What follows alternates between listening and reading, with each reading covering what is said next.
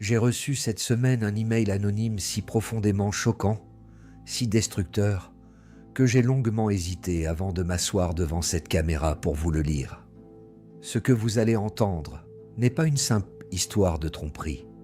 C'est l'anéantissement total de la réalité d'un homme, par les deux personnes en qui il avait le plus confiance au monde, sa femme et son propre sang, son frère. Installez-vous, écoutez bien, car ce genre de trahison terrifiante pourrait littéralement se dérouler en ce moment même dans la maison d'à côté. L'auteur de cette lettre, que nous appellerons Thomas pour préserver son identité et sa sécurité émotionnelle, est un marin au long cours, un homme courageux dont le métier l'oblige à passer 7 à 8 mois par an sur les océans, à affronter la brutalité des tempêtes, le froid glacial et une solitude écrasante.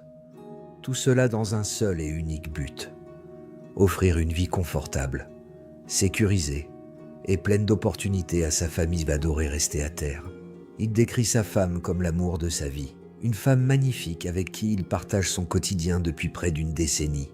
Et ensemble, ils ont 2 magnifiques garçons, l'aîné âgé de 5 ans et le petit dernier qui vient de fêter ses 2 ans.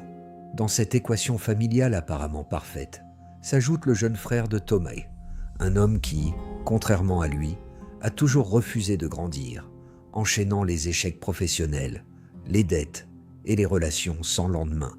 Thomas, aveuglé par son amour fraternel et son sens du devoir, a toujours joué le rôle de protecteur, épongeant discrètement les dettes de son frère et lui offrant une place centrale dans sa famille. En échange de ce soutien financier constant, Thomas lui demandait une seule chose: passer régulièrement à la maison pour aider sa femme avec les courses lourdes, le petit bricolage, et pour s'assurer que sa famille ne manquait de rien pendant ses longues absences en haute mer. La confiance était telle que le frère est même devenu le parrain du plus jeune fils, scellant ainsi un lien que Thomas croyait indestructible.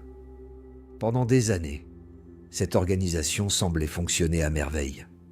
Lors de ces rares et brèves connexions satellites au milieu de l'Atlantique ou du Pacifique, Thomas recevait des vidéos réconfortantes de ses enfants riant dans le jardin, accompagnés de messages rassurants de son frère, lui jurant qu'il veillait sur sa femme comme sur sa propre sœur. Ces messages étaient la seule bouée de sauvetage psychologique de Thomas face à l'isolement de l'océan. Mais l'illusion de ce bonheur préfabriqué a volé en éclats d'une manière si cruelle qu'elle défie l'imagination lors de son tout dernier retour. Après des mois épuisants, Thomas a eu la chance de terminer son contrat avec une semaine d'avance sur le planning prévu. Épuisé mais euphorique, le cœur gonflé d'amour à l'idée de retrouver les siens, il a pris la décision instinctive et finalement fatale de ne pas les prévenir, voulant leur offrir la plus belle des surprises. Il décrit dans sa lettre comment il a acheté des cadeaux dans la zone détaxée du port, comment il a souri pendant tout le trajet en taxi au milieu de la nuit, sentant encore le sel marin sur sa peau, s'imaginant les cris de joie de ses garçons et les larmes de bonheur de sa femme lorsqu'il franchirait la porte. Il est arrivé devant son élégante maison de banlieue au petit matin, alors que le quartier dormait encore et que le soleil jetait ses premières lueurs dorées sur la façade qu'il avait lui-même payée au prix de sa sueur. Avec des gestes d'une lenteur infinie, retenant presque son souffle, il a inséré la clé dans la serrure, a poussé la porte d'entrée sans faire le moindre grincement et a posé ses lourds sacs marins sur le tapis de l'entrée. La maison baignait dans un silence paisible et chaleureux. Attiré par une légère odeur familière de café frais et de crêpes, il a marché à pas de loup en direction de la cuisine, un sourire complice accroché aux lèvres, prêt à surprendre sa femme en train de préparer le petit déjeuner. Mais la scène d'une banalité terrifiante qui l'attendait de l'autre côté de cette porte n'allait pas seulement pulvériser son mariage, elle allait instantanément effacer tout ce qu'il croyait savoir sur sa propre existence, plongeant son âme dans un abîme de trahison d'où l'on ne revient jamais intact. Il a poussé la porte de la cuisine avec la douceur d'un fantôme, retenant son souffle pour faire la plus belle des surprises. Mais ce qu'il a vu l'a pétrifié sur place, le transformant en un simple spectateur de sa propre vie volée. La pièce était inondée d'une douce lumière matinale et une scène d'une domesticité absolue, d'une intimité écœurante de naturel, se déroulait sous ses yeux. Sa femme, la femme pour laquelle il bravait les tempêtes de l'Atlantique, se tenait devant la gazinière, souriante, détendue, portant un grand t-shirt froissé qui lui appartenait. Mais elle n'était pas seule. Assis à la table familiale, à la place exacte de Thomas, se trouvait son propre frère.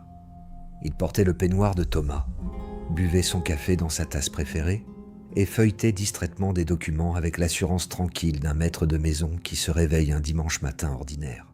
Il n'y avait aucune panique, aucune précipitation d'amant clandestin, juste la routine écœurante d'un couple marié bien établi.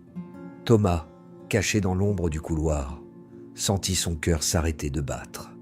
Le choc était tel que son cerveau refusait de traiter l'information, cherchant désespérément une excuse logique, une explication innocente à cette familiarité grotesque.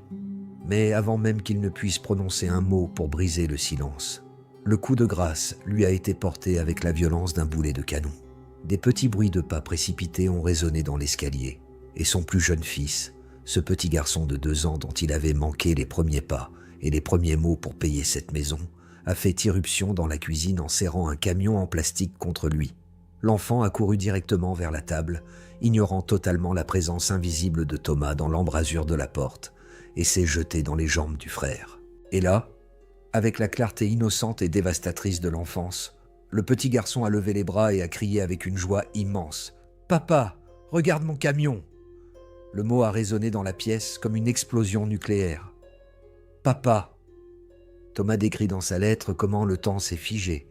Il a vu son frère, son propre sang, se pencher avec un sourire naturel et plein de tendresse, soulever l'enfant dans ses bras et l'embrasser sur le front avec l'instinct d'un véritable père, pendant que sa femme se retournait de la gazinière, pour les contempler avec un regard débordant d'amour pur et absolu. Le puzzle terrifiant s'est assemblé dans l'esprit de Thomas en une fraction de seconde. Les pièces manquantes, les doutes ignorés, tout prenait soudainement sens. Le petit garçon, né prétendument avec quelques semaines d'avance, alors que Thomas était bloqué sur un cargo au large des côtes africaines. Ce frère de substitution, soi-disant parrain dévoué, qui était toujours là sur les photos d'anniversaire, toujours là pour les urgences médicales. Thomas a scruté le visage de l'enfant dans les bras de son frère, et il a vu ce qu'il n'avait jamais osé remarquer auparavant. Les mêmes yeux, la même forme de visage. Pendant 3 longues années, chaque mois de salaire gagné à la sueur de son front, chaque tempête affrontée, chaque nuit d'insomnie loin des siens, tout cela n'avait servi qu'à financer la vie de famille parfaite et cachée de son propre frère, sous son propre toit, dans son propre lit.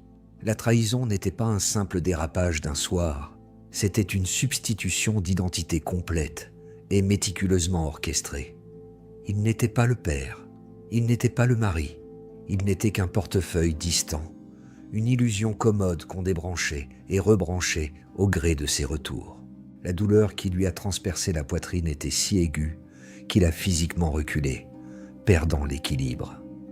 Dans un réflexe incontrôlé de désespoir pur, sa main a lâché le petit sac en papier contenant les cadeaux détaxés qu'il avait soigneusement choisis pour eux. Le bruit sourd du sac s'écrasant sur le carrelage a brisé l'atmosphère idyllique de la pièce, comme une vitre qui vole en éclats. Le frère a sursauté, lâchant presque l'enfant, et la femme s'est retournée d'un coup sec, laissant tomber la spatule qu'elle tenait. Leurs regards se sont finalement posés sur la silhouette de Thomas, se tenant dans l'encadrement de la porte, pâle comme un cadavre, les yeux grands ouverts, fixant le néant. Dans la lettre, Thomas écrit que le silence qui a suivi ce bruit était le son le plus terrifiant qu'il ait jamais entendu de toute sa vie. Un silence lourd, épais, chargé de la culpabilité écrasante de 2 monstres soudainement démasqués par la lumière crue de la vérité. Le visage de sa femme s'est décomposé en une fraction de seconde, passant d'un sourire radieux de mère de famille à un masque de terreur absolue et de honte. Ses mains tremblantes tentant vainement de resserrer ce t-shirt trop grand pour cacher le fait qu'elle portait les vêtements de son mari devant son amant. Le frère, cet homme que Thomas avait protégé et soutenu financièrement toute sa vie, est resté pétrifié sur sa chaise. Le teint soudainement cadavérique, la bouche entr'ouverte, incapable de prononcer la moindre syllabe pour justifier l'injustifiable, tenant toujours maladroitement dans ses bras l'enfant qui venait d'exposer leur abomination au grand jour. La femme a fait un pas hésitant en avant, des larmes de panique coulant soudainement sur ses joues blêmes, bafouillant le prénom de Thomas d'une voix étranglée, suppliant qu'il la laisse expliquer une situation dont la perversité crevait pourtant les yeux. Mais Thomas n'a pas crié. Il n'a pas levé la main. Il n'a insulté personne. Il n'a rien cassé dans cette magnifique cuisine, qui, de toute évidence, n'était déjà plus la sienne depuis des années. Dans sa lettre bouleversante, il m'explique qu'à cet instant précis, une vague d'une froideur chirurgicale, presque inhumaine, a envahi la totalité de son être, éteignant instantanément tout l'amour, toute la compassion et toute l'empathie qu'il avait pu ressentir pour ces deux parasites qui se faisaient passer pour sa famille. Il les a regardés fixement une dernière fois, gravant chaque détail de cette scène pathétique dans sa mémoire, pour ne jamais oublier pourquoi il allait faire ce qu'il s'apprêtait à faire. Puis, il a simplement tourné les talons avec une lenteur terrifiante. Il a traversé le couloir d'un pas lourd, a ouvert la porte d'entrée par laquelle il était entré avec tant d'espoir et d'amour quelques minutes plus tôt, et l'a refermé doucement derrière lui, sans avoir prononcé une seule syllabe, laissant ses sacs de cadeaux marins sur le sol comme les pierres tombales de son ancienne vie. Dès qu'il s'est assis à l'arrière d'un nouveau taxi, son téléphone s'est mis à vibrer frénétiquement, inondé de dizaines d'appels manqués et de messages vocaux hystériques, de pleurs pitoyables de sa femme et de son frère, jurant que ce n'était pas ce qu'il croyait, le suppliant à genoux de revenir à la maison pour parler, avec le calme absolu d'un capitaine dans la tempête. Thomas a retiré la carte SIM de son téléphone, l'a brisée en 2 morceaux précis et l'a jetée par la fenêtre. Mais l'histoire ne s'arrête pas à cette fuite silencieuse et digne, car un homme qui passe sa vie à affronter la brutalité des océans sait exactement comment noyer ses ennemis avec une méthode implacable. Thomas n'a pas cherché la vengeance physique, vulgaire et éphémère. Il a choisi la destruction totale, méthodique et parfaitement légale de leur petit paradis artificiel. Le jour même, il a loué une modeste chambre d'hôtel, a engagé le cabinet d'avocats, le plus redoutable et le plus agressif de la ville, et a exigé un test de paternité immédiat par voie de justice pour les 2 enfants. Le résultat, bien que tragiquement prévisible après ce qu'il avait vu, fut le coup de poignard final de cette tragédie. Le plus jeune garçon, son filleul adoré pour qui il payait des assurances-vie, était bel et bien le fils biologique de son propre frère, tandis que l'aîné était heureusement le sien. Armé de cette preuve scientifique irréfutable de l'adultère et de la fraude, Thomas a déclenché une véritable apocalypse financière sur ceux qui l'avaient utilisé comme un simple distributeur automatique humain. En toute légalité, il a immédiatement vidé l'intégralité des comptes bancaires conjoints qu'il alimentait seul depuis des années, transférant ses économies durement gagnées en haute mer vers un compte ultra sécurisé à son seul nom. Il a annulé sans le moindre avertissement toutes les cartes de crédit de sa femme, a stoppé net les virements mensuels de soutien qui permettaient à son frère de maintenir son train de vie d'artiste raté, et a ordonné à sa banque de cesser immédiatement de payer les traites de la somptueuse maison familiale dont il était le seul et unique garant financier. Du jour au lendemain, l'illusion révoltante du couple parfait qu'il formait d'inceste dans son dos s'est effondrée sous le poids écrasant de la réalité économique. Sans l'argent du marin qu'il méprisait en secret tout en profitant de son absence, la maison a rapidement été saisie par les huissiers, et le frère, incapable d'assumer financièrement les lourdes responsabilités d'un vrai père de famille, sans le portefeuille de Thomas, a lâchement pris la fuite quelques mois plus tard, abandonnant la femme seule avec ses mensonges, sa ruine et ses 2 enfants. Thomas a exigé et obtenu la garde exclusive de son fils aîné, s'assurant que son véritable et unique enfant grandisse loin de la toxicité de cette mère manipulatrice. Mais il a complètement, définitivement et irrémédiablement effacé son ex-femme et son frère de son existence, comme s'ils n'avaient jamais respiré le même air que lui.